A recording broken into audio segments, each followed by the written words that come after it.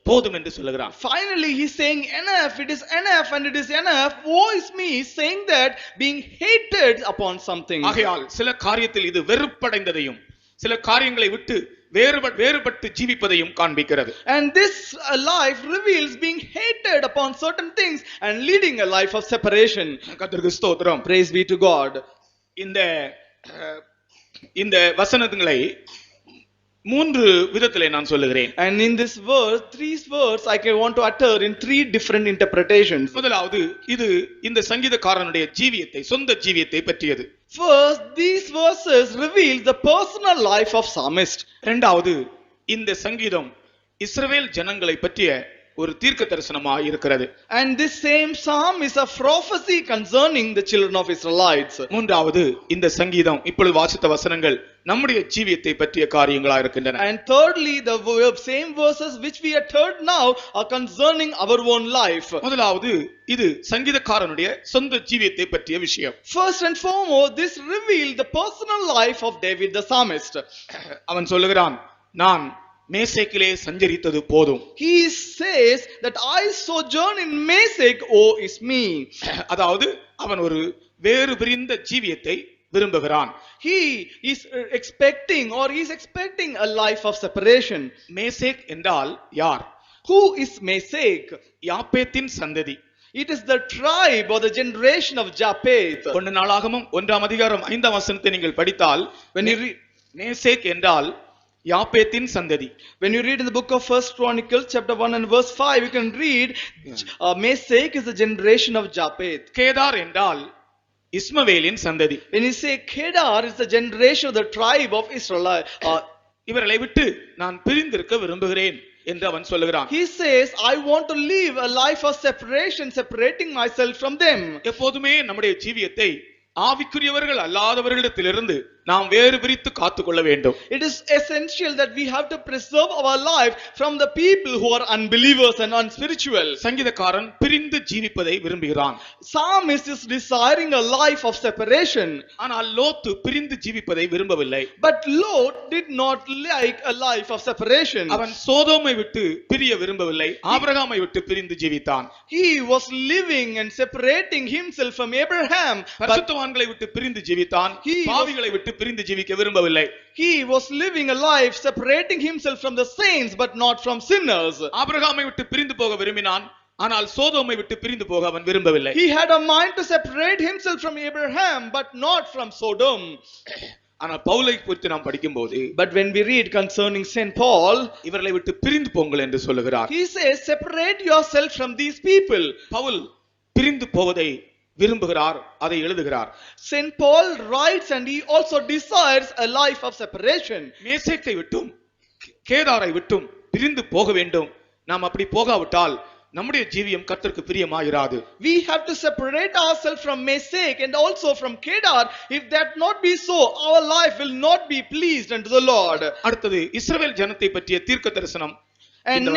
And next, if you look at the other interpretation, this verse is concerning the prophecy of the children of Israelites. அதாவது ரஷ்யாவிலிருந்தும் அரபு நாடுகளிலிருந்தும் இஸ்ரவேல் ஜனங்கள் தங்கள் தாய் நாடு திரும்புவதை இந்த வசனம் காண்பிக்கிறது. And this is a prophecy concerning the children of Israelites from Russia and from the Arab countries, the children of Israelites coming back to the homeland. இஸ்ரவேல் ஜனங்களுடைய தேசம் மேசேக் அல்ல.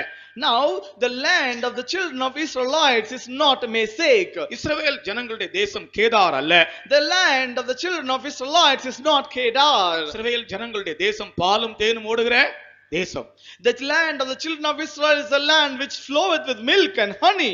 பாலும் தேனும் ஓடுகிற தேசம். That is a land which floweth with milk and honey. அதைத்தான் அவர்களுக்கு தேவன் தருவேன் என்று சொன்னார். This is what the promise of the Lord, that he will grant that land unto them. பிரியமானவர்களே, பாலும் தேனும் ஓடுகிற தேசத்திலிருந்து இஸ்ரவேல் ஜனங்கள் சிதறடிக்கப்பட்ட காரணம் என்ன? Dear child of God, what was the reason why the children of Israel were scattered from the land which floweth with milk and honey? அவர்களுடைய துன்மார்க்கமும் அவர்களுடைய பாவமும். That is their sin and their wicked nature. துன்மார்க்கரும் பாவிகளும் பாலும் தேனும் ஓடுகிற தேசத்தை காண்பதில்லை என்று யோபின் புஸ்தகத்திலே வாசிக்கிறோம். We read in the book of Job saying that the sinners and the wicked shall not see or have a vision upon the land which floweth with milk and honey. யோபின் புஸ்தகம் 20 அதிகாரம் 17 வசனத்திலே When we read in the book of Job chapter 20 and verse 17, துன்மார்க்கரும் பாவிகளும் பாலும் தேனும் ஓடுகிற தேசத்தை சுதந்தரிப்பதில்லை. he shall not see the rivers and the floods which shall be the sinners and the wicked. தேனும் நெய்யும் ஓடும் வாய்க்கால்களையும் ஆறுகளையும் அவன் காண்பதில்லை. தேனும் நெய்யும் ஓடுகிற வாய்க்கால்களையும் ஆறுகளையும் அவன் காண்பதில்லை. துன்மார்க்கன். He shall not see the rivers, the floods, the brooks of honey and butter. அப்ப கானான் தேசத்தில் இருக்கிற பாலும் தேனும் ஓடுகிற ஆறுகளை துன்மார்க்கர் காண்பதில்லை. Therefore the wicked will not be able to see the brooks, the river which floweth with milk and honey, that is the wicked. தங்களுடைய துன்மார்க்கத்து நிமித்தம்தான் அவர்கள் பாலும் தேனும் ஓடுகிற கானானை விட்டு சிதறடிக்கப்பட்டார்கள். Because of their wicked nation they were scattered from the land which floweth with milk and honey. ஆனால் ஒரு சந்தர்ப்பத்திலே அவர்களை தேவன் திருப்பி கொண்டு வருவார். But in one occasion the Lord will bring back them. அவர்கள் மேசேக்கில் அல்ல, They are not Meshech, அவர்கள் கேதாரில் அல்ல, and they are not Kedar. அவர்கள் பாலும் தேனும் ஓடுகிற தங்களுடைய சுதந்திரத்துக்கு அவர்கள் வருவார்கள். They shall return back to the inheritance, the land which floweth with milk and honey. கர்த்தருக்கு ஸ்தோத்திரம். Praise be to God. மூன்றாவது, இது நம்முடைய ஜீவியத்தை காண்பிக்கிறது. Thirdly, in one aspect it also reveals our personal life. நம்முடைய ஜீவியத்தை பற்றி நாம் சிந்திக்கும் போது, When we meditate concerning our life, நான் சொன்னது போல மேசேக் என்றால் அவன் யாப்பேத்தின் சந்ததி. as I said, when you say Meshech, he is the son of Japheth. 1 நாளாகமம் 1 அதிகாரம் 5 வசனத்திலே மேசேக் என்பவன் யாப்பேத்தின் பேரப்பிள்ளையாக இருக்கிறான். Now when we read in the book of First Chronicle chapter 1 and verse 5, we say that Meshech is the grandson of Japheth. இவர்கள் போய் குடியேறின தேசம்தான் Moscow என்று அழைக்கப்படுகிறது. And the land which they went and sojourned, that is called the land of Moscow. நீங்கள் சரித்திர பிரகாரமாய் வாசித்தால், When you read according to the history, இந்த Meshach என்பவர்கள் போய் குடியேறின இடம்தான் மாஸ்கோ என்று மாறியது. now the people, the tribes of Meshech, they went and sojourned to a land which was called Moscow.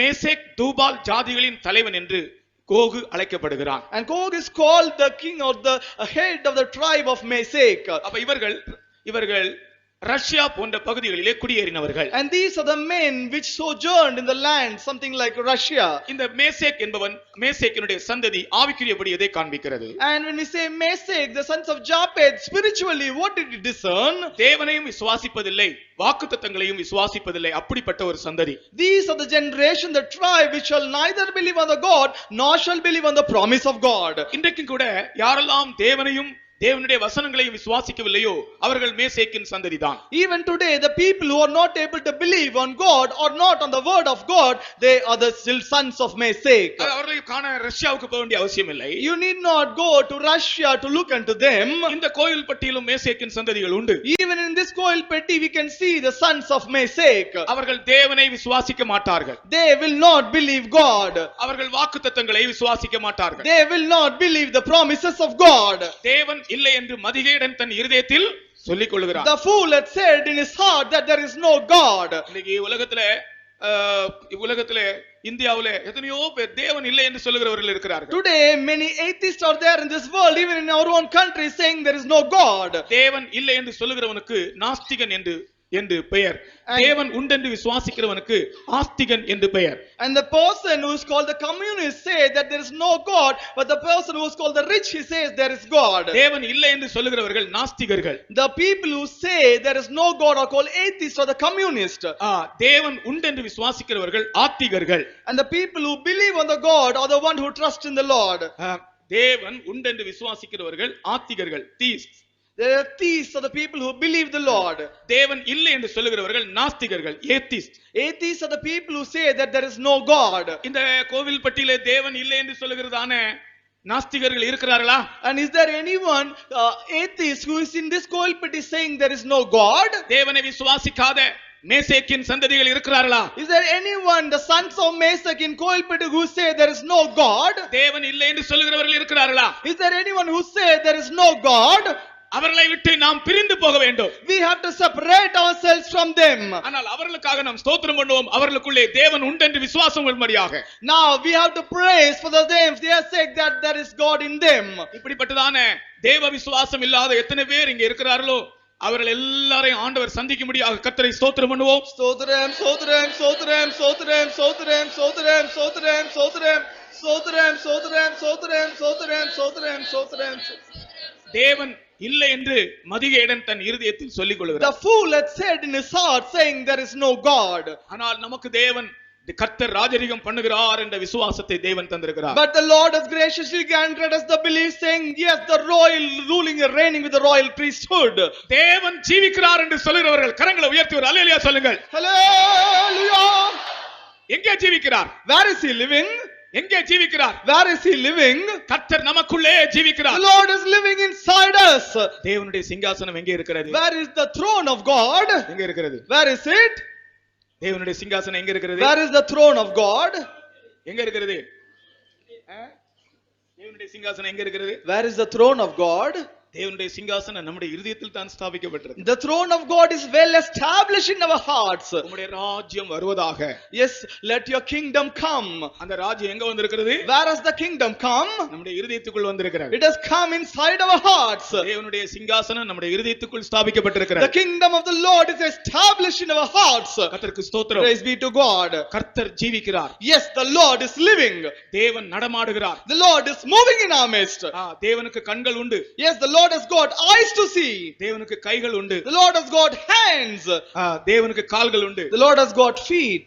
தேவனுக்கு முகம் உண்டு. The Lord has got a beautiful countenance. அதனால்தான் தேவனுக்கு சாயல், அவருடைய சாயல் என்று சொல்லப்பட்டிருக்கிறது. That is what has been mentioned as the likeness or the image of God. தேவனுடைய சாயல், The image of God. தேவனுடைய சாயலில் தான் மனுஷன் சிருஷ்டிக்கப்பட்டான். According to the image of God, man was created. தேவனுடைய சாயலில் மனுஷன் சிருஷ்டிக்கப்பட்டால் தேவனுக்கு ஒரு சாயல் இருக்கிறது என்று அர்த்தம். When we say the man is created according to the image of God, which symbolizes God has got an image. அதே சமயத்தில் அவர் அதரிசனமானவர் என்று சொல்லப்படுகிறார். At the same time, we all say the Lord is unseen. அதரிசனமான தேவனுடைய தற்ஸ்வரூபம் யார்? Who is the like image of the unseen God? இயேசு கிறிஸ்து. He is our Lord and Savior Jesus Christ. தேவனை இந்த உலகத்திலே வெளிப்படுத்தும்படி வந்தவர். He came to this world to manifest God. அதனால் கர்த்தர் ஜீவிக்கிறார். Therefore God lives.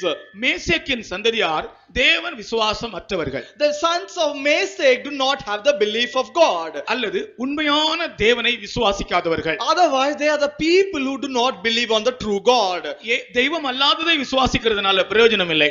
There is no use since you believe that is nothing out of God. இயேசு கிறிஸ்துவை தேவன் என்று விசுவாசிக்காதவர்கள் எல்லாரும் மேசேக்கின் சந்ததிதான். All the people who do not believe Jesus is the son of God or the sons of Meshach. கர்த்தருக்கு ஸ்தோத்திரம். Praise be to God. அவரை விசுவாசிக்கிறவன் மரித்தாலும் பிழைப்பான். He that believeth in him, even he dies, he shall live.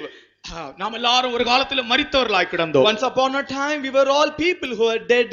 தேவனை விசுவாசிக்கிற விசுவாசத்தால் நாம் ஜீவனுள்ளவர்களாய் மாறினோம். And we got life by the belief that we believe in the Lord. நான் மரித்து கிடந்தேன்.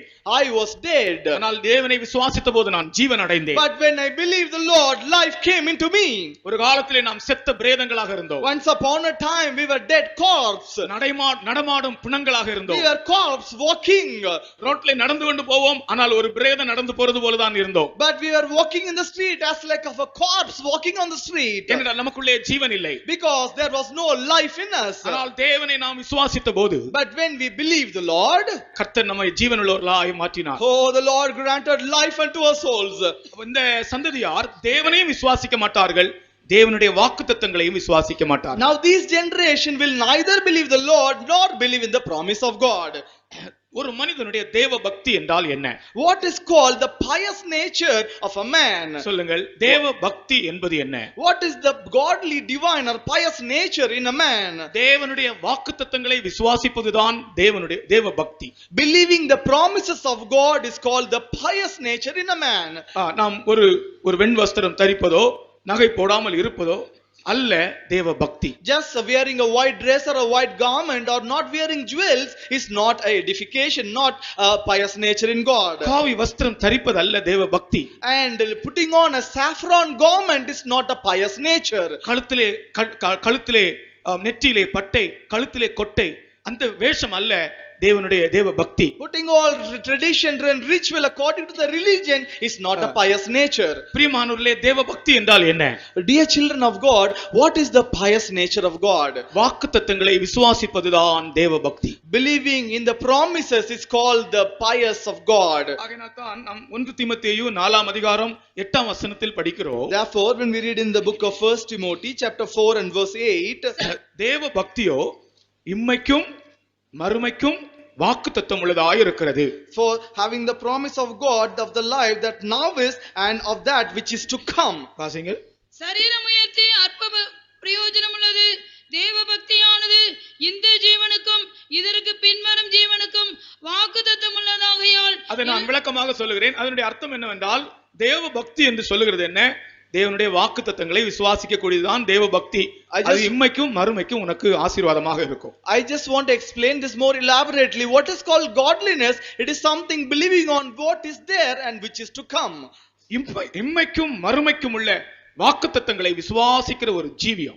A life where you are able to believe the promises of God which are there and which are yet to come. வேத புத்தகத்திலே எழுதப்பட்டிருக்கிறதெல்லாம் தேவனுடைய வாக்குத்தத்தங்கள். All the things that is in written in the word of God in the scripture are called the promises of God. ஒரு மனிதன் வேதத்தில் சொல்லப்பட்டிருக்கிற வாக்குத்தத்தங்களை அப்படியே விசுவாசிக்க வேண்டும். A man of God should be able to believe all the promises mentioned in the scripture as like of that. அது இந்த உலகத்திலும் பலிக்கும், வரப்போகிற உலகத்துக்கும் பலிக்கும். And this will happen and come to pass even this world and in this world which is yet to come. இந்த உலகத்திலே நம்முடைய ஜீவியம் 70 வருஷம் அல்லாவிட்டால் 80 வருஷம் தான். In this world our age may be 70, maybe 80 years. Maximum ஒரு மனுஷன் அதிக நாட்கள் இருந்தால் 80 வருஷம் இருக்கிறான். A man if he lives in this world maximum for about 80 years. 100 வருடங்கள் கூட இந்த உலகத்தில் ஜீவிக்கிறது அபூர்வமாய் தான் இருக்கிறது. And in these days it is so precious that anyone is living for about 100 years. ஆனால் வரப்போகிற உலகத்தில் நாம் யுகமாய் ஜீவிப்போம். மரணமே இல்லை.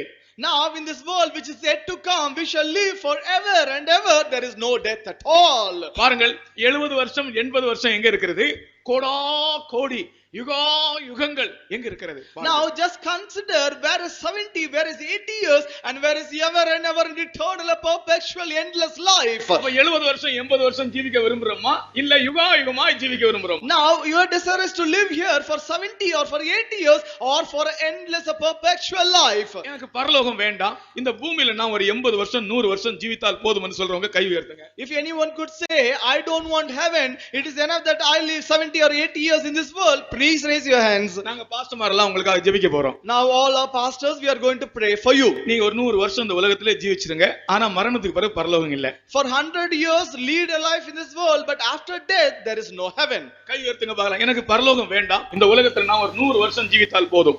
If anyone could say I don't want heaven, it is enough that I lead 100 years in this world, kindly raise your hands. ஒரு கை கூட உயரவில்லை. Not even one hand is above. சரி, இந்த உலகத்துல எனக்கு எப்பொழுது மரணம் வந்தாலும் பரவாயில்லை, நான் யுகமாய் ஆண்டவரோடு ஜீவிக்க விரும்புகிறேன், அப்படி சொல்றவங்க கரங்களை உயர்த்துங்க பார்க்கலாம். அதுதான் நம்முடைய நம்பிக்கை. That is what our hope is. இந்த உலகம் மாறி போகும். This world will change. இந்த வானம் அப்படியே மடமட என்று அகன்று போகுமா? And immediately this heaven shall be rolled off. இந்த பூமி வெந்து உருகி போகுமா? And this earth shall melt like a brass. இந்த வானத்துல காண்கிறதான எல்லா சூரிய சந்திரன் எல்லாம் அகன்று போகும். All the sun, the moon and the stars of this world can flee away. வஸ்திரங்கள் போல் எல்லாம் பழசாய் போகுமா? As like a garment it shall become old. கொஞ்ச நாட்கள் இந்த வானம் காணப்படாது. And the sky what we are able to see now, in short while it shall be removed. ஆனா இப்பொழுது எங்க போனாலும் இந்த வானம் இருக்கிறது. Because wherever we go in this world we can see the sky. ஸ்ரீலங்காவுல போய் இருந்து பார்த்தாலும் இதே வானம் தான் அங்க இருக்கிறது. Even if you go to Sri Lanka and look up, the same sky is there. அமெரிக்காவுல போய் இருந்து பார்த்தாலும் இதே வானமும் இதே சந்திரனும் தெரிகிறது. If you go to the United States, there are also the same moon, the star and also the same sky. ஆனால் ஒரு நாள் வரும்போது, but when a day shall come, இந்த பூமியும் இந்த வானமும் இந்த வானத்துள்ள ஒன்று இல்லை. and there is nothing of this world, nothing of the earth and nothing of this heaven. ஆனால் தேவ சித்தம் செய்தவர்களோ யுகமாய் ஜீவித்தார்கள், என்றென்றைக்கும் ஜீவிப்பார்கள். But the people who have done the will of God in their life shall live forever and ever. ஆகையால் தான் நாம் வாக்குத்தத்தங்களை விசுவாசிக்க வேண்டும். Therefore we are expected to believe the promises of God. நம்முடைய ஜீவியத்தை அந்த பிராக்டிஸ்க்குள்ள நாம் கொண்டு வர வேண்டும். Therefore we have to bring a spiritual life under practice. தேவனுடைய வசனத்தை வாசித்து அந்த வசனத்தில் இருக்கிற சத்தியத்தை அப்படியே நாம் மனப்பூர்வமாய் விசுவாசிக்க வேண்டும். We have to read the word of God and with a full heart believe the word of God. வானமும் பூமியும் ஒளிந்து போனாலும் என் வார்த்தையின் எழுத்தாகலும் உறுப்பாகலும் மாறி போவதில்லை. Even the heaven and the earth shall pass away, but a word or a letter of my word shall never pass away. கர்த்தருக்கு ஸ்தோத்திரம். Praise be to God. நீ தேவனுடைய வசனங்களை விசுவாசிக்கிற ஒரு ஆளாக இருந்தால், If you are a person believing the word of God, அந்த வசனம் மாறாததா இருக்கிறது போல நீயும் கூட மாறாமல் இருப்பாய். even if that word is unchanging, even you will be unchanging as well. கர்த்தருக்கு ஸ்தோத்திரம். Praise be to God. அது அந்த வசனத்தின் மேல் உள்ள விசுவாசம். That is called the faith, the belief on the word of God. வசனத்தை விசுவாசிக்கிற ஒரு மனுஷனை அசைக்க முடியாது. A person who is able to believe the word of God, no one will be able to move or shake him. அது ஒரு ஏழையாக இருக்கட்டும், Let him be a poor guy. வசனத்தை விசுவாசிக்கிற ஒரு ஆளை அசைக்கவே முடியாது. No one can shake a person who believes in the word of God. அவ்வளவு ஆணித்தரமானது, அவ்வளவு வல்லமையானது இந்த தேவனுடைய வசனம். Such a good, firm, steadfast, powerful thing is the word of God. கர்த்தருடைய வசனத்தை நாம் விசுவாசித்தால், When we believe the word of God, நமக்கு முதலாவது கிடைத்த அனுபவம் தான் பாவ மன்னிப்பு. the first experience what we get in our life is the remission or the forgiveness from sins. நம்முடைய ஜீவியத்தில் முதலாவது நமக்கு கிடைத்தது பாவத்திலிருந்து நாம் விடுதலையானோம். The first thing what we received in our life, that we have been delivered out of our sins. குடிகாரங்களா இருந்து விடுதலையானவங்க எல்லாம் கரங்களை உயர்த்தி ஒரு அல்லேலூயா சொல்லுங்கள். People who are drunkards and been delivered, please raise up your hand and say hallelujah. Brothers, குடிகாரங்களா இருந்து விடுதலையானவங்க, People who are once upon drunkards and be delivered, ஒரு அல்லேலூயா சொல்லுங்கள். சகோதரிமார், குடிகாரங்களா இருந்து விடுதலையானவங்க ஒரு அல்லேலூயா சொல்லுங்கள். சகோதரிமார்ல யாரும் இல்ல. no one from the sister's side. ஆனா நீங்க பெங்களூருக்கு வந்தா குடிகாரங்களை பார்க்கலாம். சகோதரி அந்த ஸ்திரீகள் கூட. But even when you come to Bangalore, you can see young girls drinking. எவ்வளவு பேர் குடிக்கிறாங்க. All girls are drinking. இங்க யாராவது நீங்க வெட்கப்படக்கூடாது. ஆண்டவர் உங்களை விடுதலை ஆக்கினதை குறித்து வெட்கப்படக்கூடாது. You should not. குடிகாரங்களா இருந்து விடுதலை ஆனவங்க ஒரு அல்லேலூயா சொல்லுங்க. இல்ல இப்ப உங்களுக்கு சமயம் முடிஞ்சது. இப்ப ஸ்திரீகள். கர்த்தருக்கு ஸ்தோத்திரம். கர்த்தருடைய கிருபையினால இங்க இருக்கிற சகோதரிமார் யாருமே குடிகாரர்களா இருக்க ஆண்டவர் இடம் கொடுக்கவில்லை. Praise be to God, by the grace of God, not even one sister who are here was a drunkard. சகோதரிமாரிடத்தில் நான் கேட்கிறேன், சினிமா பிரியர்களா இருந்து விடுதலையானவர்கள் ஒரு அல்லேலூயா சொல்லுங்கள். நீங்க வெட்கப்படக்கூடாது. இப்ப கை எடுத்துனா எல்லாரும் என்ன யோசிப்பாங்க, நான் சினிமா, அப்படி இல்ல.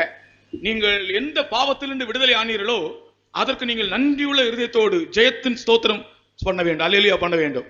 From what sin you are delivered, been out of that, you were to praise God with a shout of trumpet. Cinema பிரியர்களா இருந்து விடுதலையானவங்க ஒரு அல்லேலூயா சொல்லுங்க. நீங்க அல்லேலூயா போடுறது வெட்கப்பட்டுட்டு போடுறீங்க, வெட்கப்படக்கூடாது. You are saying hallelujah along with the shame, but be not shamed for that. அல்லேலூயா பாருங்க, எப்படிப்பட்ட ஆள்கள். ஒரு ஊழியக்கார சகோதரி அவங்க சாட்சி சொன்னாங்க. அவங்க டான்ஸ் பண்ணிட்டு இருந்த டைம்ல கர்த்தர் பேசி இருக்கிறார்.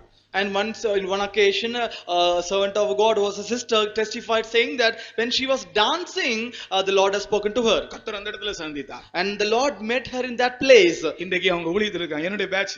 Today she is in the ministry in the same batch. கர்த்தருக்கு ஸ்தோத்திரம். Praise be to God. இனி திருடர்களா இருந்து விடுதலை ஆனவங்க, கர்த்தர் இந்த வசனத்தின் மூலம் விடுவிக்கப்பட்டவர்கள் ஒரு அல்லேலூயா சொல்லுங்கள். திருடர்களா இருந்து இந்த வசனத்தின் மூலம் விடுவிக்கப்பட்டவர்கள். People who are thief and been delivered by the word of God, say hallelujah. கர்த்தருக்கு ஸ்தோத்திரம். Praise be to God. கோயில்பட்டியில ஒரு திருடங்க கூட கிடையாது. And in Koilpeti there is not even one thief. எல்லாரும் உண்மையானவங்க. Everyone is faithful. சகோதரிமார் பக்கத்துல திருடிகளா இருந்து ஆண்டவருடைய வசனத்தால் விடுவிக்கப்பட்டவங்க ஒரு அல்லேலூயா சொல்லுங்கள். ஒரு திருடிகள் கூட இல்லை. Not even one thief. கர்த்தருக்கு ஸ்தோத்திரம். Praise be to God. அசுத்தமான புத்தகங்கள் வாசிக்கிற பழக்கத்திலிருந்து விடுவிக்கப்பட்டவர்கள் ஒரு அல்லேலூயா சொல்லுங்கள். அசுத்தமான புத்தகங்கள் வாசிக்கிற பழக்கத்திலிருந்து விடுவிக்கப்பட்டவர்கள். All the people who have been once upon reading abominable books and been delivered from that, say hallelujah. யாருமே வாசித்ததில்லை. No one were reading that. மாம்சத்தின் இச்சைகள், கண்களின் இச்சைகள், இதிலிருந்து இருந்தெல்லாம் விடுதலையானவங்க ஒரு அல்லேலூயா சொல்லுங்க. People of சிலர் இந்த காரியத்தை கதை கேட்கிற மாதிரி கேக்குறாங்க. நான் சொல்றது, some people are listening to this as we are uttering a tale or a story. நான் எதற்காக இதை சொல்கிறேன் என்றால் உங்களை வெளிப்படுத்தும்படியாக அல்ல, இப்படிப்பட்ட நிலைமையிலிருந்து தேவ வசனம் நம்மை விடுவித்தது. Because I'm saying all these things not you to be put to shame or to be reveal your things, but these things you have been delivered by the word of God. அவருடைய வாக்குத்தத்தத்தை நாம் விசுவாசித்த போது When we believe the promises of God, நாம் விடுவிக்கப்பட்டோம். we have been delivered. இனி இந்த விசுவாசம் இல்லாத மேசைக்கோடு நமக்கு ஐக்கியம் இல்லை. Henceforth we do not have any fellowship with this messiah, the unbeliever. கர்த்தருக்கு ஸ்தோத்திரம். Praise be to God. அல்லது என்னுடைய இருதயத்திற்குள்ளே ஒரு அவிசுவாசத்தின் ஆவிக்கு இனி இடம் இல்லை. Otherwise there is no room for unbelieving spirit in my heart.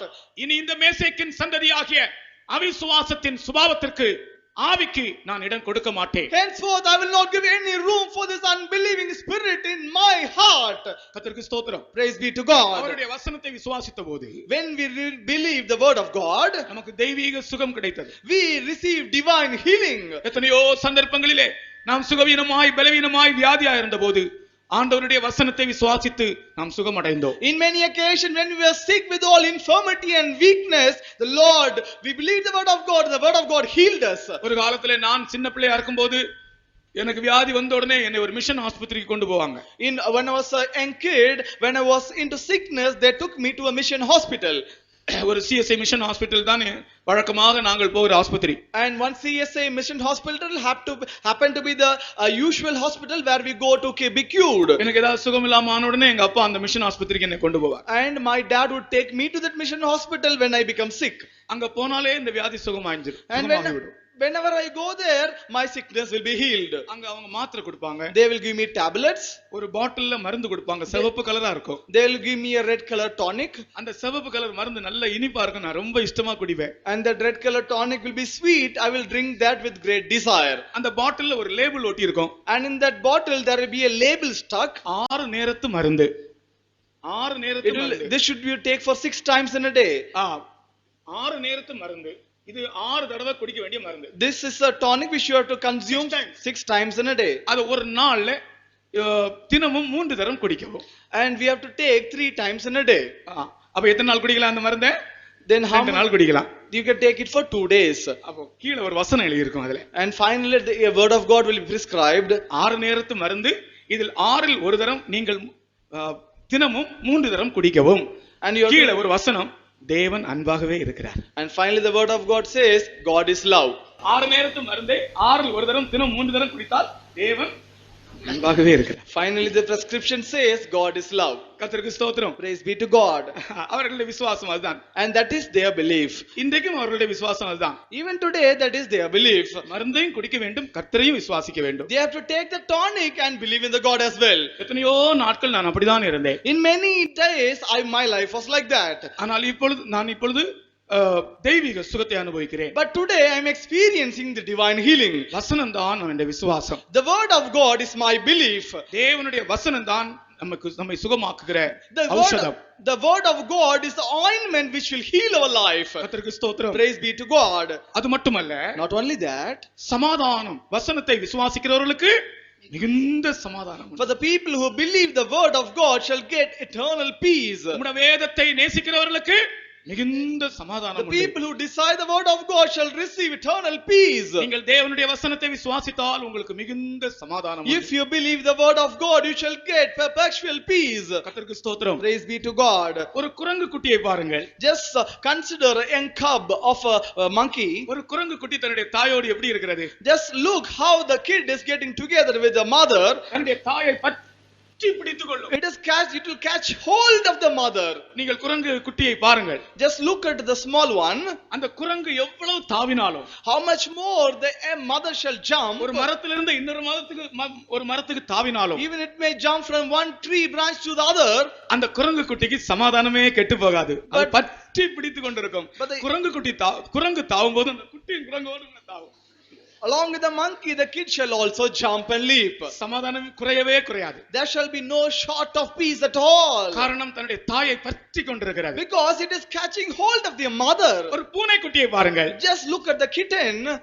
பூனைக்குட்டி எப்படி இருக்கிறது? Now how is this kitten? தன்னுடைய தாய் அதை கவ்விக்கொள்ளுகிறது. Now the mother is taking hold on the mouth. அதுவும் இதுவும் சரிதான். And both the things are one and the same. நீ தேவனை பற்றிக் கொண்டாலும் சமாதானம், தேவன் உன்னை பிடித்திருந்தாலும் சமாதானம். Even if you catch hold of the Lord or the Lord is catching hold of you, peace shall be there. பூனைக்குட்டியை அந்த தாய் பூனை வந்து சில இடங்களுக்கு மாற்றி மாற்றி வைக்கும். பார்த்திருக்கிறீர்களா? The young kitten, you can see the mother cat will come and take there for different places. It shall catch hold. It shall catch hold. பூனைக்குட்டி அப்படியே தாயினுடைய பிடியிலே கடியிலே இருக்கிறது. And the young kitten is in the court of the mother. சமாதானம். ஹல்லேலூயா. Peace. Hallelujah. எனக்கு பயமே இல்லை, எனக்கு கலக்கமே இல்லை. எங்க அம்மா நல்லா கடிச்சிருக்காங்க என்ன. I do not have any fear. I do not be troubled and perplexed. My mother has bitten me well. நான் என்னுடைய அம்மாவுடைய பிடியில் இருக்கிறேன். Because I am in the catch of my mother. நான் என் அம்மாவை பிடித்திருக்கிறேன். Because I have caught hold of my mother. இதுதான் வேதத்தை விசுவாசிக்கிறவர்களுடைய ஜீவியம். This is the life of the people who believe the word of God. உம்மை உறுதியாய் பற்றிக்கொண்ட மனதை உடையவன் உம்மையே நம்பி இருக்கிறபடியினால் அவனை பூர்ண சமாதானத்தோடு காத்துக்கொள்வீர். Since the man who has caught hold of you believeth only on you, you shall preserve him with perfect peace. ஆனால் மேசேக்கின் சந்ததியார் என்ன செய்ய மாட்டார்கள்? Now what the sons of Meshach will not do, வசனத்தை விசுவாசிக்க மாட்டாங்க. they will not believe the word of God. சந்தர்ப்பம் வரும்போது வசனம் ஒரு பக்கம் இருக்கும், இவங்க ஒரு பக்கம் போவாங்க. When situation come, the word of God will be on one side and they shall move to the other side. எட்டு திக்கும் எங்கும் ஒன்றாய் முட்டி ததும்பி முளைத்தோங்கும் ஜோதியை கட்டி மூடரெல்லாம் கட்டி சுருட்டி கக்கத்தில் வைப்பார், கருத்தில் வையார். அகத்தியர் சொல்றார், எட்டு திக்கும் எங்கும் ஒன்றாய் முட்டி ததும்பி முளைத்தோங்கும் ஜோதியை, இதான் அந்த ஜோதி, மூடரெல்லாம் கட்டி சுருட்டி கக்கத்தில் வைப்பார், கருத்தில் வையார். தலையில இருக்காது, வேதம் கக்கத்தில் தான் இருக்கும். இன்னைக்கு எத்தனையோ பேருக்கு பைபிள் எங்க இருக்கு? பைபிள் கையில தான் இருக்கு, பைபிள் மூளையில இல்ல. Bible is not in their brain but is in their hand. Bible உன்னுடைய மூளைக்கு வர வேண்டும். Bible should come to your mind, in your brain. இன்னைக்கு எத்தனையோ பேருடைய பைபிள் அவருடைய கையில் தான் இருக்கிறது. Many people are holding Bible still in their hands. தேவன் இந்த எழுத்துக்களை எங்கே எழுதி இருக்கிறார்? The Lord has written, graven these where? அவைகளை நான் சதையான இருதயத்தில் எழுதுவேன். I have graven thee on the heart of flesh. அன்றைக்கு கற்பலகைகளில் எழுதினதே கரம். And the same hand on that day wrote on the stones. இன்றைக்கு சதையான இருதயத்தில் எழுதி கொண்டிருக்கிறது. Today it is writing in your heart which is flesh. வேதம் வாசிக்கும் போது நீ ஒரு சதையான இருதயத்தோடு வாசித்தால், when you read the scripture, if you are able to read with the heart of flesh, இந்த வாசிக்கிற இந்த வேதம் அப்படியே உன் இருதயத்தில் பதிகிறது. the same word of God what you read will be fixed or graven in your heart. கொஞ்சம் மெழுகை உருக்கி just melting the facts. ஒரு 5 ரூபாய் நாணயத்தை அல்லது 1 ரூபாய் நாணயத்தை எடுத்து அந்த மெழுகிலே, இந்த உருகின மெழுகிலே நீங்கள் பதித்து பாருங்கள், இந்த நாணயம் அதிலே பதியும்.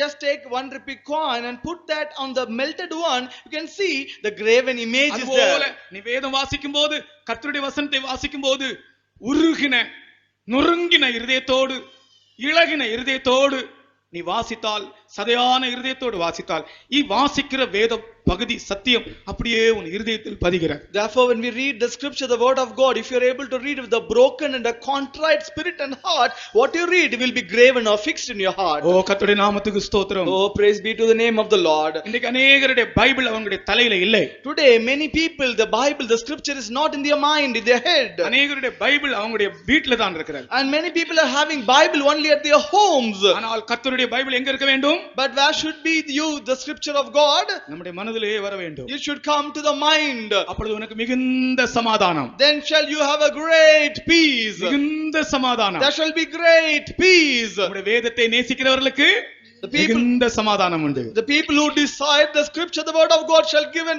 more peace. இங்கே கூட நீங்கள் யாரெல்லாம் சமாதானம் இல்லாமல் வந்திருக்கிறீர்களோ உங்களுக்கு சமாதானம் உண்டு. நீங்கள் மேசேக்கின் சந்ததி அல்ல.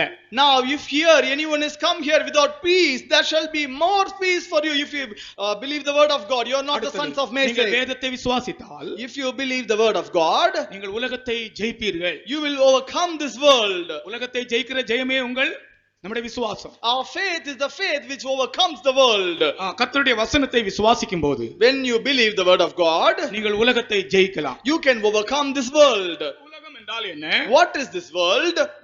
மாம்சத்தின் இச்சையும், கண்களின் இச்சையும், ஜீவியத்தின் பெருமையும் உலகத்தில் உள்ளவைகள். All the things like the lust of the eye, lust of the flesh and the pride of life belongeth to this world. மாம்சத்தின் இச்சைகள், கண்களின் இச்சைகள், ஜீவியத்தின் பெருமைகள் இதெல்லாம் உலகத்தில் உள்ளவைகள். These things like the lust of the eye, the lust of the flesh and the pride of life belongeth to this world. உலகத்தை ஜெயிக்கிற ஒரு மனுஷனுக்கு மாம்சத்தின் இச்சையோ கண்களின் இச்சையோ இல்லை.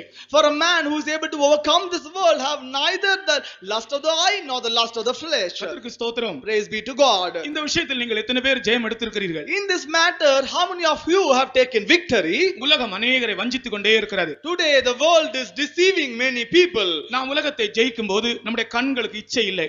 When we overcome this world, our eyes will not have any lust. நாம் உலகத்தை ஜெயிக்கும் போது நம்முடைய சரீரத்தின் அவயவங்களில் இச்சைகள் போராடாது. When we overcome this world, the members of the body, there will be no struggling of the flesh. நல்ல ஜெயத்தை ஆண்டவர் தருகிறார். Lord will give great victory. வசனத்தை விசுவாசிக்கிற விசுவாசத்தின் மூலமாக, Just by the belief that you believe the word of God. உங்கள் விசுவாசமே உலகத்தை ஜெயிக்கிற ஜெயம். Your faith is the faith which overcome the world. இன்றைக்கு உலகமானது பல விதமான பாவங்களிலே இழுக்கப்பட்டு போய்க்கொண்டே இருக்கிறது. Today in this world we can see people are being deceived and enticed by diverse kinds of sins. அழகும் சௌந்தரியமும் உலகத்தை வஞ்சித்துக் கொண்டே இருக்கின்றன. The beautiness and the countenance are deceiving this world. உலகத்தின் அழகை பாருங்கள், இன்னைக்கு அநேகரை இழுத்துக் கொண்டிருக்கிறது. Look at the beauty of this world, it is deceiving and pulling people towards. உலக அழகு நம்மை இழுக்காமல் இருக்கும்படியாக இயேசு அழகும் சௌந்தரியமும் இல்லாதவராய் மாறினார். For Jesus changed without any form and without any beauty, because we should be removed out of the beauty of the world. இயேசுக்கு அழகும் இல்லை, சௌந்தரியமும் இல்லை. Jesus did not have any beauty or any good countenance. பெந்தேகோஸ்தேக்காரங்களை பாருங்க, பெந்தேகோஸ்தேக்காரங்களுக்கு கூட அநேகருக்கு அவங்களுடைய அலங்காரத்தில் இருந்து அவர்களுக்கு விடுதலை இல்லை. And even many Pentecostal children, they do not have a deliverance out of the devoning nature. நகை மேல் ஆசை போகவில்லை. They have not forsaken jewels. வஸ்திரத்தின் மேல் ஆசை போகவில்லை. They have not forsaken the love of dress. இதெல்லாம் உலகத்தில் உள்ளவைகள். These are the things which belong to the world. உலகமும் அதன் இச்சையும் ஒழிந்து போகும். The world and the lust shall pass away. தேவனுடைய சித்தம் செய்கிறவனோ என்றென்றைக்கும் நிலைத்திருப்பான். But he that doeth the will of God shall remain forever. அப்ப தேவனுடைய வசனத்தின் மேல் உண்டான விசுவாசம், Now the belief that you have upon the word of God, ஒரு பெரிய ஜெயத்தை ஒரு மனுஷனுக்கு கொடுக்கிறது. that will give a great victory to a man. பெரிய பெரிய ஆட்களை பாருங்கள், சிறிய காரியங்களிலே தோற்று போகிறவர்களா இருக்கிறார்கள். Look unto great mighty person, they are getting failure in small things. உலகத்தின் பெரிய பெரிய லீடர்ஸ், அதிகாரிகளை பாருங்கள். Look unto the leaders, the people who are ruling, great rulers. அற்பமான பாவங்களுக்கு அடிமையா இருக்கிறார்கள். They are slave unto just simple sins. முழு உலகத்தை ஜெயிக்கிறார்கள், ஆனால் அவர்களுக்குள்ளே இருக்கிறதான அந்த இச்சை அவர்களால் ஜெயிக்க They முடியவில்லை. are overcoming the whole world, but they are not able to overcome the lust which is inside them. சாலமோனை பாருங்கள், Just look unto Solomon. அவனை போல ஒத்த ஒரு ராஜா அறிவுள்ளவன் இல்லை. There was no other great king who was so wise unto him. ஐஸ்வரியவானும் அவனை போல இல்லை. There was no king who was great rich unto him. ஆனால் அவன் எல்லா உடையவனாய் இருந்தாலும் அவனுடைய இச்சையிலே அவன் ஜெயிக்கவில்லை. But though he had everything, he was not able to overcome his lust. தாவீது ராஜாவை பற்றி ஒரு இடத்திலே படிக்கிறோம். When concerning David the king, we read in one occasion, நான் படித்துக் கொண்டிருக்கும்போதே நான் ஒரு அதிர்ச்சி அடைந்தேன். and when I was just reading, I was astonished. தாவீது சீயோன் கோட்டையை பிடித்தான். David took over the fort of Zion. அது தாவீதின் நகரமாயிற்று. That became the city of David. எவ்வளவு பெரிய சந்தோஷம். What a great joy. எவ்வளவு பெரிய ஜெயம். What a great victory. அதுக்கு அடுத்த அதிகாரம் வாசித்து பாருங்க. When you just read the next chapter, அதுக்கு அடுத்த அதிகாரத்துல in the next chapter, what is there in the next chapter? Today you just read this word. சீயோன் கோட்டையெல்லாம் பிடிச்சாச்சு. After taking over the fort of Zion, அதுக்கு கீழே வாசி. நான் அதிர்ச்சி அடைந்தேன். when I read that, I was astonished. சீயோன் கோட்டையெல்லாம் பிடிச்சது சரிதான். It is good that you are taken over the fort of Zion, ஆனா அவன் அநேக ஸ்திரீகளையும் தேடினான் சொல்லி. but it is mentioned you are seeking more women. அவன் எப்ரோனில் இருந்து வந்த பின்பு எருசலேமில் இன்னும் அதிகமான மறுமனையாட்டிகளையும் ஸ்திரீகளையும் கொண்டான். பாருங்க, அந்த வசனத்துக்கு இந்த வசனத்துக்கு எவ்வளவு வித்தியாசம் பாருங்க. Now what a great difference between that verse and this word. 5ஆம் அதிகாரத்திலே 7ஆம் வசனத்தில் சொல்லப்பட்டிருக்கிறது, தாவீது சீயோன் கோட்டையை பிடித்தான், அது தாவீதின் நகரமாயிற்று. In 2 Samuel chapter 5 in the 7th verse we read, David took the stronghold of Zion, the same is the city of David. எவ்வளவு பெரிய ஜெயம். What a great victory. ஆனால் 13ஆம் வசனம் சொல்லுகிறது, அவன் இன்னும் அதிகமான மறுமனையாட்டிகளையும் ஸ்திரீகளையும் கொண்டான். The 13th verse we read, and David took him more concubines and wives unto Jerusalem, out of Jerusalem. அந்த வசனத்துக்கு இந்த வசனத்துக்கு எவ்வளவு வித்தியாசம் பார்த்தீர்களா? Just look what a great difference between that word and this word. தேவன் விரும்பாத ஒரு காரியம், This is a thing which the Lord desireth not. அநேக மறுமனையாட்டிகளையும் ஸ்திரீகளையும் அவன் கொண்டான். He took more concubines and wives. எவ்வளவு பெரிய ஜெயம் ஜெயித்த தாவீது, A great David who took great victory. இந்த ஸ்திரீகளுக்கு அவங்க அடிமையாயிடுறாங்க. He was a person slave unto women. காலகத்தின் வழியாக போன தாவீது, The David which went through the path of drainage. அவ்வளவு பெரிய ஜெயத்தை ஆண்டவர் கொடுத்திருந்தும் கூட, Though the Lord granted him a great victory.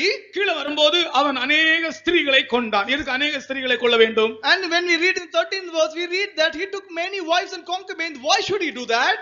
ஈசாக்கை பாருங்கள். Just look at Isaac. அவனுக்கு ஒரே ஒரு மனைவிதான். He had only one wife. அது கூட அவங்க அப்பா அவனுக்கு பார்த்து வைத்ததான ஒரு பொண்ணு. And this is a bride which his father had found for him. ஒரே மனைவியோடு ஜீவித்து மரித்தவன். And he is a person lived with one wife and died. கர்த்தருக்கு ஸ்தோத்திரம். Praise be to God. ஆனால் இவனோ அந்த தாவீதோ அநேக ஸ்திரீகளை கொண்டான். But here we read this David took over many wives. கர்த்தர் அதை விரும்புகிறதில்லை. The Lord did not desire that. அப்ப அதன் காரணம் அவன் அந்த விஷயத்தை ஜெயிக்கவில்லை. Because the reason is he did not have a overcoming life on that. அதற்குரிய விசுவாசம் அவனுக்குள் உருவாகவில்லை. There was no faith in him which is subjected into this. Zion கோட்டை பிடித்தும் இப்படிப்பட்ட ஒரு தோல்வி இருந்தால் என்ன பிரயோஜனம்? After even taking court of the fort of Zion, if you have such a failure, what is the use? ஆகையால் தான் நாம் உலகத்தில் உள்ளவைகளை ஜெயிக்க வேண்டும். Therefore we have to overcome the things of the world. இன்னைக்கு அநேக தேவனுடைய பிள்ளைகளுக்கு சில விஷயங்களில் ஜெயம் இல்லை. For today many children of God do not have a victory over many things. இந்த கூட்டத்தின் முடிவிலே கர்த்தர் உங்களை அபிஷேகிக்க போகிறார். At the end of this meeting the Lord is going to anoint you.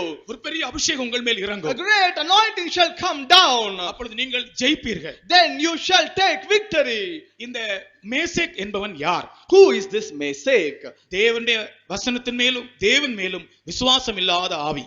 He is the spirit which do not have a faith upon the God, upon the word of God. இனி அடுத்ததாக கேதார் என்பவன் யார்? Next, who is Kedar?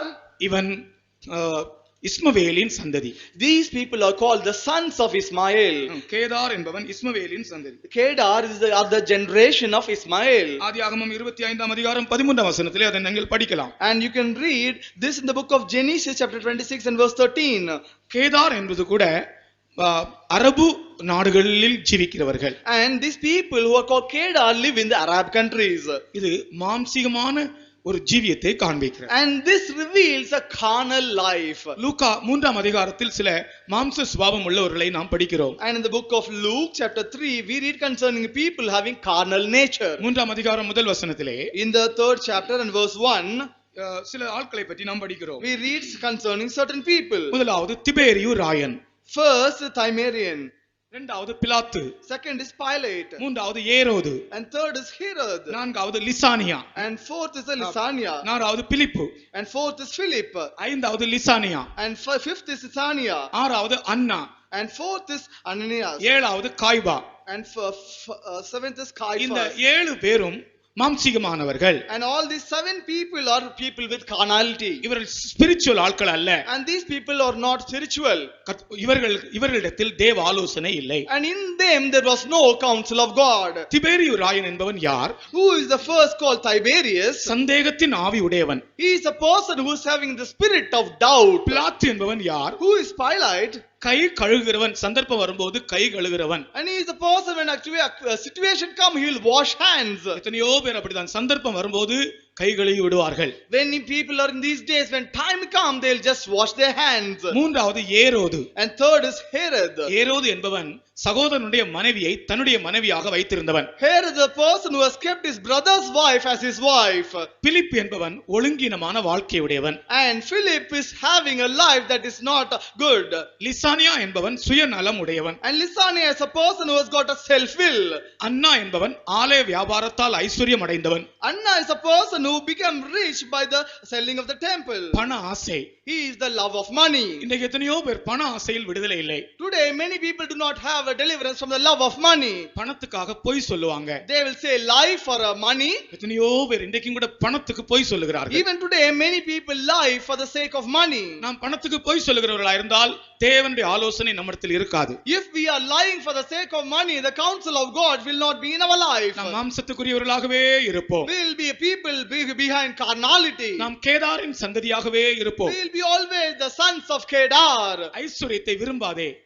Do not love money. money. சில ஆட்கள் பணம் பணம் பணம் என்று விரும்புவார்கள். Some people are always loving money, money, money. பணத்தை விரும்பாதே. Do not love money. பணத்தை விரும்பினால் நீ தேவனை வெறுத்து விடுவாய். If you love money, you will hate God. உனக்கு பணம் வேண்டுமா? தேவன் தருவார். If you want money, the Lord will give you. எத்தனை பேருக்கு பணம் வேண்டும்? How many of you want money? பணம் வேண்டுறவங்க கை உயர்த்துங்க. All the people who say I want money, kindly lift up your hand. பணம் வேண்டுமா? பணம் அவசியமானவங்க கை உயர்த்துங்க. All people who are in need of money, rise up your hand. ரெண்டு பேரை தவிர கோயில்பட்டியில வேற யாருக்கும் பணமே வேண்டாம். Other than 2 people, no other people in Koilpatti want money. அதுல ஒண்ணு கூட அங்க மதுரையில உள்ள ஆளு. And even one among them is a person from Madurai. அப்ப ஒரே ஒரு ஆளுக்கு தான் கோயில்பட்டியில பணம் வேண்டும், மற்ற யாருக்கும் பணமே வேண்டாம். If that be so, only one person in Koilpatti want money, no one else. யாருக்கும் பணமே வேண்டாமா? You do not want money? உண்மையை சொல்லுங்க. Just open your mind and say the truth. யாருக்காகவும் அவசியமாக ஏதாவது பண அவசியங்கள் இருந்தால் கை உயர்த்துங்கள், உங்களுக்காக ஜெபிக்க போறோம். இந்த வாரத்திலேயே உங்களுக்கு கிடைக்கும். If you want anyone is in need of money, raise up your hand. We are going to pray for you. This week the Lord shall grant you. நான் இந்த மாதம் ஒரு 50 லட்சம் கர்த்தரிடத்துல கேட்டிருக்கிறேன். எனக்கு அவசியம் இருக்கிறது. This month I have asked for about 50 lakhs from the Lord. I want money. இந்த மாதம் 50 லட்சம் தர வேண்டும். கன்வென்ஷனுக்கு முன்பாக இன்னும் 50 லட்சம் தர வேண்டும். கர்த்தரிடத்துல கேட்டிருக்கிறேன். And this month the Lord should give 50 lakhs. Before the convention the Lord should give me another 50 lakhs. ஏனென்றால் பணமோ எல்லாவற்றுக்கும் உதவும். Because money will be helping for all our needs. உங்களுக்கு பணம் தேவையா இருந்தால் கர்த்தர் தருவார். If you want money, the Lord will definitely give you. நீங்கள் எதிர்பாராத இடத்திலிருந்து உங்களுக்கு வரப்போகிறது. And it is going to come from a place where you do not know. நீங்கள் காற்றையும் காண மாட்டீர்கள், மழையும் காண மாட்டீர்கள். தண்ணீர் மோவாப் தேசம் வழியாக வரும். And you shall neither see the wind nor the water, but the water shall come down out of the city of Moab. அதுபோல உங்களுக்கு பணம் நீங்கள் எதிர்பாராத இடத்திலிருந்து வரும். Therefore the money shall come from an unknowable place. ஆனால் பண ஆசை இருக்க கூடாது. But you should not have a love of money. பண ஆசையினால நீங்கள் பொய் சொல்லுவீர்கள், சத்தியத்தை விட்டு விடுவீர்கள். Because of the love of money you shall say lie and leave the truth. உங்களுடைய வாயில நாம் பொய் சொல்லக்கூடாது. In our mouth we should not speak lies. உண்மை பேச வேண்டும். We have to always speak truth. செத்து போனாலும் பரவாயில்லை. Let it be that we may die. உண்மையே பேச வேண்டும். We have to speak always truth. நாம் நமக்கு என்ன நஷ்டம் வந்தாலும் ஆணையிட்டதில் என் நஷ்டம் வந்தாலும் அவன் தவறாதிருக்கிறான். Even it may come to loss, but he is unchanging in what he has vowed. கர்த்தருடைய பர்வதத்தில் யார் ஏறுவான்? Who shall rise up into the mount of God? ஆணையிட்டதில் நஷ்டம் வந்தாலும் தவற மாட்டான். He that hath vowed, but kindly read that verse. ஆகாதவன் அவன் பார்வைக்கு Thiel போனவன், கர்த்தருக்கு பயந்தவர்களை அவன் கனம் பண்ணுகிறான். ஆணையிட்டதில் தனக்கு நஷ்டம் வந்தாலும் தவறாதிருக்கிறான். ஆணையிட்டதில் தனக்கு நஷ்டம் வந்தாலும் தவறாதிருக்கிறான். Even it may lead to loss, he will not fail. மாற்றி மாற்றி பேசக்கூடாது. You should not utter words. நேற்றைக்கு ஒரு சகோதரி வந்து சொன்னார்கள். Yesterday one sister came and told me. திடீரென்று அவர்கள் வேலை செய்த இடத்துல இன்ஸ்பெக்டர் வந்துட்டார். Suddenly in the place where she was working, inspector has come. அப்போ அவங்க வேலை செய்த இடத்தினுடைய ஓனர் சொல்லியிருந்தாராம், இன்ஸ்பெக்டர் வந்தா என்னென்ன காரியங்களை நீ போய் சொல்ல வேணும், இப்படிதான் சொல்ல வேணும்னு சொன்னாரா. And the owner had thought her saying that when the inspector come, so and so matter you have to say so and so lies. Inspector வந்தோடனே இவங்க போய் சொல்லிட்டாங்க. And when the inspector has come, she has told a lie. ஆனா தான் சொன்னது பொய் என்று inspector விளங்கி விட்டார். And the inspector has had a knowledge that what she is saying is a lie. அவர் சரியாக திட்டினாரா. Immediately she was scolded. இவர்களுக்கு சமாதானம் இல்லாமல் போயிட்டு. And she lost peace. அவங்க ஓடி என்கிட்ட வந்தாங்க. Immediately she ran and came to me. Pastor நான் போய் சொல்லிட்டேன். Pastor, I have said a lie. மனசுக்கு சமாதானம் இல்லை. I do not have peace in my mind. பாருங்கள், பொய் சொன்னா மனசுக்கு சமாதானம் இல்லை. Just look this, when you say a lie you lose your peace. சம்பாத்தியம் பண்ணுவதற்காக பொய் சொல்லாதீர்கள். And do not say lie for you to earn money. ஆணையிட்டதில் தனக்கு நஷ்டம் வந்தாலும் கர்த்தாவே யார் உம்முடைய கூடாரத்தில் தங்குவான், யார் உம்முடைய பரிசுத்த பர்வதத்தில் வாசம் பண்ணுவான். உத்தமனாய் நடந்து நீதியை நடப்பித்து மனதார சத்தியத்தை பேசுகிறவன் தானே. அவன் தன் நாவினால் புறங்கூறாமலும் தன் தோழனுக்கு தீங்கு செய்யாமலும் தன் அயலாமையில் சொல்லப்படும் நிந்தையான பேச்சை எடுக்காமலும் இருக்கிறான். Praise be to God. அவன் தன் நாவினால் புறங்கூறாமலும், he will not backbite with his tongue. தன் நாவினால் புறங்கூறாமலும் தன் தோழனுக்கு தீங்கு செய்யாமலும் தன் அயலான் மேல் சொல்லப்படும் நிந்தையான பேச்சை எடுக்காமலும் இருக்கிறான். அயலான் மேல் சொல்லப்படும் நிந்தையான பேச்சை எடுக்காமலும் இருக்கிறான். இவன் யாரை பற்றியாவது உங்கள்ட்ட யாராவது ஒரு தீமையான காரியம், தெரியுமா, இன்னாரை பற்றி தெரியுமா, தெரியுமாடி, தெரியுமாடா என்று சொன்னா நீங்க என்ன செய்வீங்க? அதை எடுப்பீங்களா எடுக்க மாட்டீங்களா? Now if anyone could say something evil about others, what will you do? தெரியுமா இப்படிதான் அந்த காரியம் தெரியுமா அப்படியா உடனே அதை நீங்கள் வைத்துக் கொள்வீர்கள். Immediately you will take that. தன் அயலான் மேல் சொல்லப்படுகிற நிந்தையான பேச்சை எடுக்காமலும் இருக்கிறீர்கள். You should not take the reproach that is being spoken about your neighbor. தேவனுடைய வசனத்தின் மேல் விசுவாசம் உள்ளவன் உண்மையுள்ளவன் அப்படி செய்யவே மாட்டான். He that has got a faith in the word of God, a truth, the guy should not do that. அவன் விசுவாசம் இருக்கிறது, பணம் ஒரு விஷயம் அல்ல. Because he has got the belief, money is not a மாத்தி matter. பேச மாட்டான். And he will not speak anything diverse. இந்த அண்ணா எப்படிப்பட்டவன் தெரியுமா? You know how is this Annas? ஆலய வியாபாரத்தால் ஐஸ்வர்யம் அடைந்தவன். He is a person by the business of a temple he became rich. அடுத்தது காய்பா. Second there is the Caiaphas. காய்பா எப்படிப்பட்டவன் தெரியுமா? You know how is Caiaphas? அவன் வஸ்திரத்தை கிழித்தவன். He is the ஆசாரிய வஸ்திரத்தை கிழித்தவன். He rent the dress, the garment of the royal priest. தேவனுடைய ஆசாரியர்களுக்கு ஒரு பிரமாணம் உண்டு. There is a law to the priest of God. உணர்ச்சி வசப்பட்டு நீ ஆசாரிய வஸ்திரத்தை கிழிக்க கூடாது. You should not rent your garments being in haste. சில உணர்ச்சி வசப்பட்டு ஆத்திரம் வரும்போது என்ன செய்யக்கூடாது? ஆசாரிய வஸ்திரத்தை கிழிக்க கூடாது. Some people hastily should not rent your garment, the garment of priest. ஆனால் இந்த காய்பா தன்னுடைய ஆசாரிய வஸ்திரத்தை கிழித்தவன். But the Caiaphas is the person who rent his clothes. அது அவனுடைய ஊழியத்தையும் கர்த்தரையும் கனவீனப்படுத்தினதை காண்பிக்கிறது. And this is an experience showing or revealing dishonoring his ministry and dishonoring the Lord. மாம்சத்துக்குரியவர்கள் தேவனை கனவீனப்படுத்துவார்கள். He that of flesh will dishonor the Lord. நாம் எந்த காரியத்திலும் தேவனையோ ஊழியங்களையோ கனவீனப்படுத்த கூடாது. In no way we have to dishonor the Lord or the ministry of God. திபேரியு Rayan சந்தேகப்படுகிறவன், பிலாத்து கை கழுகிறவன், ஏரோது மாம்சத்தின் ஆவி, பிலிப்பு ஒழுங்கினமானவன், லிசானியா சுயநலமுடையவன், அண்ணா பண ஆசை பிடித்தவன், காய்பா வஸ்திரத்தை கிழித்தவன். இப்படிப்பட்டவர்கள் ஆவிக்குரியவர்கள் அல்ல. And these people are not spiritual.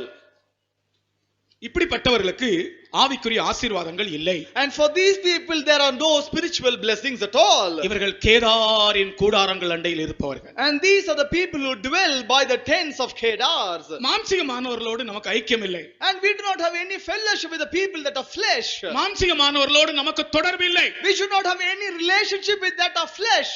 நான் மேசேக்கிலே சஞ்சரித்தது போதும். It is enough that I dwelt in Mesek. கேதாரின் கூடாரங்கள் அண்டையில் குடியிருந்தது போதும். It is enough that I dwelt in the tabernacles of Kedar. சமாதானத்தை பகைக்கிறவர்களிடத்தில் என் ஆத்துமா குடியிருந்ததும் போதும். It is enough that I dwell nigh by the people who hate peace. சமாதானத்தை பகைக்கிறவர்கள் என்றால் யார்? Who are the people who hate peace?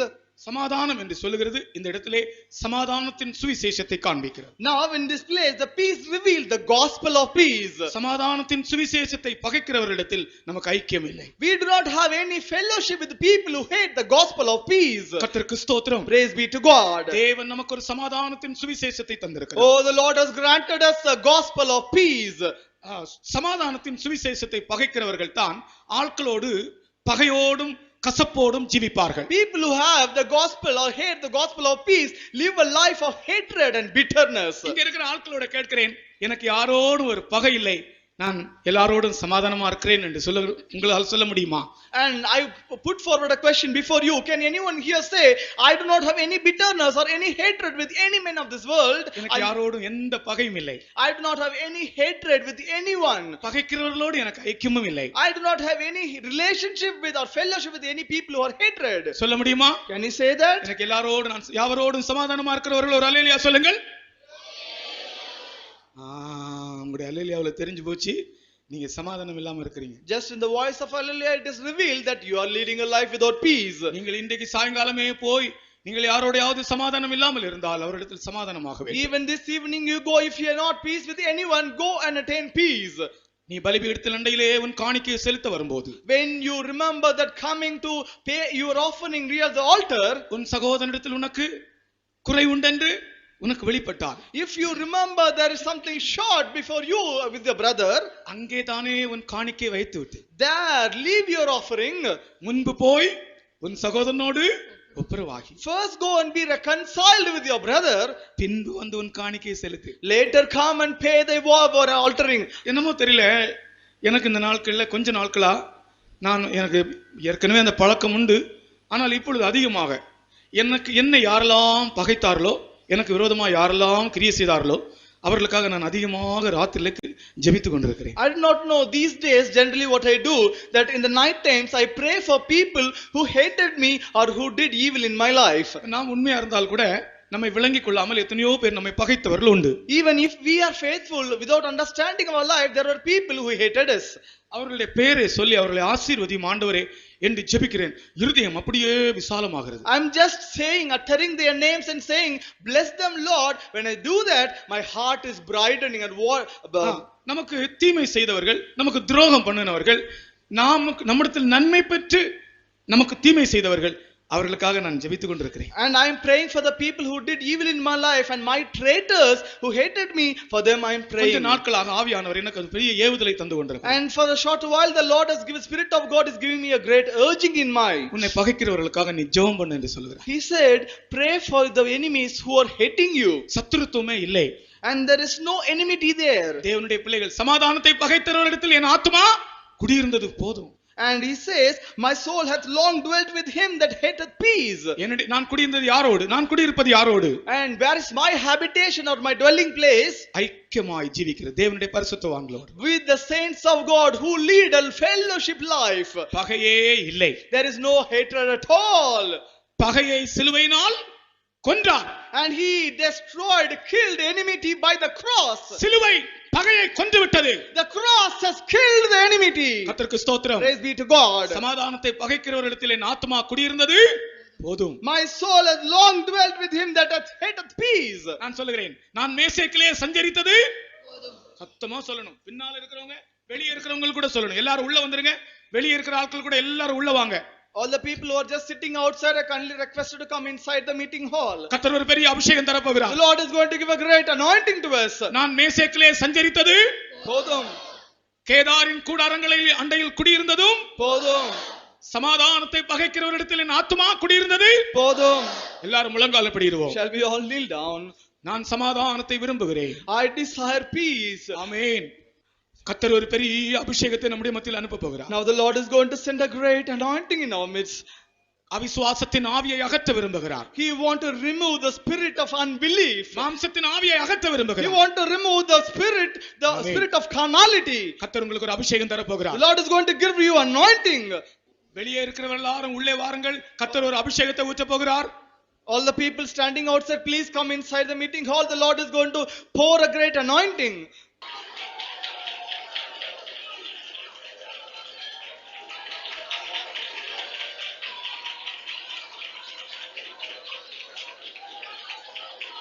அவிசுவாசத்தின் ஆவி உன்னை விட்டு அகன்று போகட்டும். அந்த மேசேக்கின் ஆவி உனக்குள் இருந்து அகன்று போகட்டும். நீ எத்தனையோ தரம் அவிசுவாசத்தின் ஆவிக்கு இடம் கொடுத்திருக்கிறாய். எத்தனையோ முறை நீ அவிசுவாசத்தின் ஆவிக்கு இடம் கொடுத்தாய். கர்த்தர் திட்டவட்டமாய் உனக்குள் கிரியை நடப்பித்தும் கூட எத்தனையோ முறை இந்த மேசேக்கின் ஆவிக்கு நீ இடம் கொடுத்தாய்.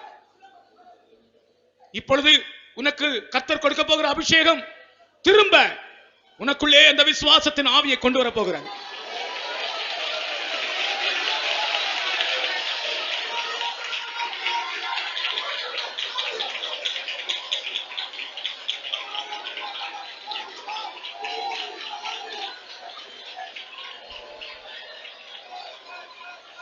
ஒரு பெரிய அபிஷேகம் நம்முடைய மத்தியில் கர்த்தர் அனுப்புகிறார்.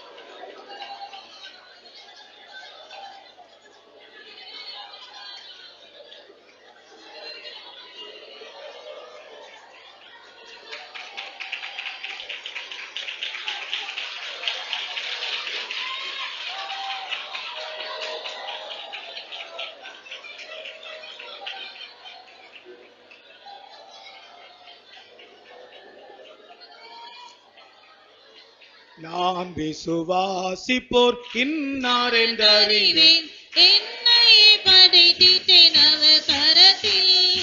நான் விசுவாசிப்போர் இன்னார் என்றறிவேன். என்னையே படைத்திட்டேன்.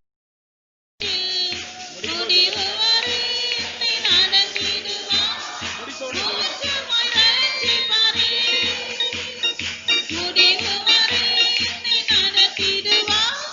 மோட்சமாய் ரட்சிப்பாரே. நான் விசுவாசிப்போர் இன்னார் என்றறிவேன். என்னையே படைத்திட்டேன் அவர் கரத்தில். நான் விசுவாசிப்போர் இன்னார் என்றறிவேன். என்னையே படைத்திட்டேன் அவர் கரத்தில். முடிவு வரை என்னை நடத்திடுவார். மோட்சமாய் ரட்சிப்பாரே. முடிவு வரை என்னை நடத்திடுவார். மோட்சமாய் ரட்சிப்பாரே. முடிவு வரை என்னை நடத்திடுவார். மோட்சமாய் ரட்சிப்பாரே. முடிவு வரை என்னை நடத்திடுவார். மோட்சமாய் ரட்சிப்பாரே. முடிவு வரை என்னை நடத்திடுவார். மோட்சமாய் ரட்சிப்பாரே. அவிசுவாசத்தின் ஆவி உனக்குள் இருந்து அகன்று போகுவதாக.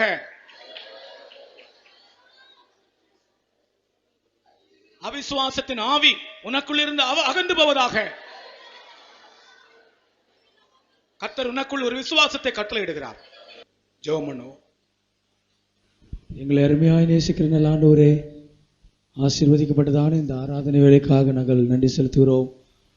வாக்கு மாறாதவராக எங்கள் மத்தியிலே நீர் வல்லமையுள்ளவராய் இறங்கி வந்தபடினால நாங்கள் நமக்கு நன்றி செலுத்துகிறோம். ஜீவனுள்ள தேவனை, பரிசுத்தராகிய தேவனை ஆராதிக்கும்படியாக கர்த்தாவே எங்களுக்கு எந்த விதமான தகுதியும் இல்லை. ஆனாலும் கர்த்தர் எங்களை தகுதிப்படுத்தி உம்மை ஆராதிக்கிற பாக்கியத்துக்குரியவர்களாக எங்களை அழைத்திருக்கிறபடினால் நாங்கள் நமக்கு ஸ்தோத்திரம் செலுத்துகிறோம். தொடக்கத்திலிருந்து முடிவரை ஒவ்வொரு பகுதியிலையும் பரிசுத்த ஆவியானவர் பொறுப்படுத்தபடினால் நன்றியோடு துதிக்கிறோம். கர்த்தாவே ஆண்டவரே, உம்முடைய மகன் மூலமாக பேசின அருமையான வார்த்தைகளுக்காக நாங்கள் நமக்கு ஸ்தோத்திரம் செலுத்துகிறோம். கர்த்தாவே, சங்கீதக்காரன் சொன்னது போல நாங்களும் கூட இந்த உலகத்திலே சொல்லத்தக்கதாக அப்படிப்பட்டதான ஒரு சாட்சியுள்ள வாழ்க்கை நீர் எங்களுக்கு தர வேண்டுமா நாங்கள் வேண்டிக் கொள்கிறோம். கர்த்தாவே, வாக்குத்தத்தங்களை, தேவனுடைய வார்த்தைகளை ஆண்டவரே நாங்கள் விசுவாசிக்காதவர்களாய் அல்ல ஆண்டவரே, எங்களுடைய அவிசுவாசத்தை எல்லாம் நீக்கி எங்களுடைய இருதயங்களை இந்த காலவேளையிலே விசுவாசத்தினால் நினைத்திருக்கிறபடினால நாங்கள் நமக்கு நன்றியோடு ஸ்தோத்திரிக்கிறோம். கர்த்தாவே, கர்த்தருடைய வார்த்தையை நாங்கள் அப்படியே விசுவாசித்து எங்களுடைய எல்லா பிரச்சனை வேலைகளிலும் எல்லா சூழ்நிலைகளையும் நாங்கள் கர்த்தாவினுடைய வாக்குத்தத்தத்தை சார்ந்து கொள்ள விசுவாசமுள்ளவர்களாய் எங்களை இன்னுமாய் கட்டி எழுப்புவனுமாய் வேண்டிக் கொள்கிறோம். ஜனங்களுடைய விசுவாசங்கள் எல்லாம் நீக்கி இருக்கிறபடினால ஸ்தோத்திரிக்கிறோம். ஆண்டவரே, எல்லா மேசேக்கின் ஆவிகளையும் ஆண்டவரே நீ ஜனங்களிடத்தில் நீ அவமாக்கி இருக்கிறபடினால ஸ்தோத்திரம். ஆண்டவரே, ஸ்தோத்திரம் ஐயா. கர்த்தாவே, ஒவ்வொருவரையும் விசுவாச வீரர்களாய் மாற்றிருக்கிறபடினால் நாங்கள் நன்றியோடமாய் ஸ்தோத்திரிக்கிறோம், துதிக்கிறோம். கர்த்தாவே, ஆண்டவரே, நாங்கள் வெறுக்க வேண்டிய காரியங்கள் எல்லாம் வெறுத்து விடத்தக்கதாக ஆண்டவரே எங்களுடைய ஜீவியத்திலே நாங்கள் உம்மை போல மாறத்தக்கதாக எங்களுக்கு உதவி செய்ய வேண்டுமாய் வேண்டிக் கொள்கிறோம். கேட்கப்பட்டதான சத்தியங்களை ஒன்றையே நாங்கள் கர்த்தாவே விட்டுவிடாதபடிக்கு அவர்கள் எல்லாம் எங்களை அனுபவமாய் மாற எங்களுக்கு உதவி செய்யும் சுவாமி. ஸ்தோத்திரம், ஸ்தோத்திரம், ஸ்தோத்திரம், ஸ்தோத்திரம், ஸ்தோத்திரம்.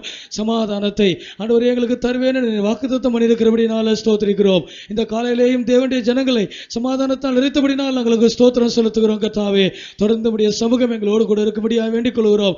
சாயங்கால வேளையிலேயும் கூட நடக்கிறதான கர்த்தாவே கூட்டங்களை நீர் ஆசீர்வதிக்க வேண்டுமாய் வேண்டிக் கொள்கிறோம். இந்த கடைசி கூட்டத்தை மிகவும் ஆசீர்வாதமாய் மாற்றும்படியாக ஜெபிக்கிறோம். உம்முடைய நாமத்தை மையப்படுத்தும் பெரிய காரியங்களை செய்யும் கொடையிரும் இயேசுவின் மூலம் கேட்டுக்கொள்கிறோம் நல்ல பிதாவே.